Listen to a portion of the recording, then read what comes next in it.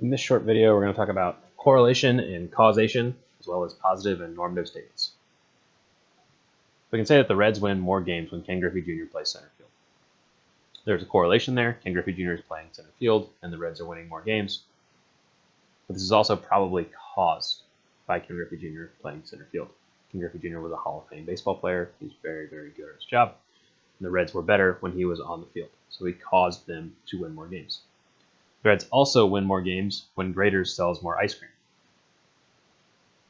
Does the fact that Graeter's is selling ice cream have anything to do with the Reds winning games? Probably not. But the Reds play in the summer, and ice cream sales go up in the summer. So the Reds don't win any games all winter, and there are fewer ice cream sales in the winter. So these are also correlated. There are a lot of things that go together, are correlated together, that aren't actually causal, and this is called spurious correlation. I'll put a link to a website that you all can browse on different spurious correlations. Correlation can be positive or negative. Positive correlation means that as one value goes up, the other value also goes up. So as we increase x, y also increases. Okay? We have a negative correlation. If we increase x, then y goes down. So here's a negative correlation. X is increasing, we're going to the right, and y is going down.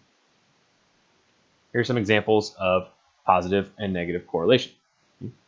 Height and shoe size are examples of positive correlation. Shaquille O'Neal is one of the largest men in the world. He's a little over 7 feet tall, and he wears a size 22 shoe. Okay. I, for reference, am a little under 6 foot tall, and I wear a size 13. Right? So height and shoe size, positively correlated. Something that's negatively correlated is age and the amount of hair. Right? There's male pattern baldness. As men get older, they start to lose their hair. So older men have less hair. We have a negative correlation there, age and the amount of hair. Other positive correlation, education and salary. Hopefully you knew that one before you started to come to college, right? As you have more education, you will get more salary. Okay? And then exercise and the amount of calories you can eat without gaining weight. Positive correlation. If you exercise more, you're going to end up eating more. I'm always hungry after I work out. If I haven't worked out in a while, I won't be as hungry. I won't eat as many calories. Some other negative correlation is the temperature and the number of layers that you're wearing. When it gets really cold in the winter, you'll put on a shirt, a sweatshirt, and a coat, right?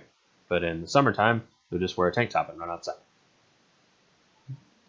And another negative correlation is your grades and the amount of accidents you're in. So when insurance companies ask you for your grades, if you're a student, they know that students with higher grades tend to actually get in fewer car accidents. So students with higher grades get better rates from their insurance companies. Now let's talk a little bit about positive and normative statements. Okay? A positive statement is that Joe Burrow plays quarterback for the Bengals. Okay? That's a positive statement. We can test that statement. Joe Burrow is in fact the quarterback for the Cincinnati Bengals. A normative statement is something that we cannot test. So a normative statement here would be that Joe Burrow is the best player in the history of the Bengals franchise. We can't really test that. We don't really have metrics set up to test whether or not he's the best player in the Bengals franchise history, and he hasn't even played a game yet for the Bengals. So we can't test this statement at all. Another example of positive and normative statements, a positive statement would be that the streetcar has led to increased housing prices and sales in Over the Rhine. We can test that. We can see, hey, once the streetcar was built, what happened to housing prices, what happened to housing sales in neighborhoods surrounding where the streetcar was built versus neighborhoods where there was no streetcar, where they were working together beforehand and afterhand. This is part of my dissertation. I'm actually looking at this. So that's a positive statement. Normative statement is that the streetcar is the best investment Cincinnati has ever made. Again, we can't really test that. There's no real grounds for how to know what the best investment is. Okay? So positive versus normative statements.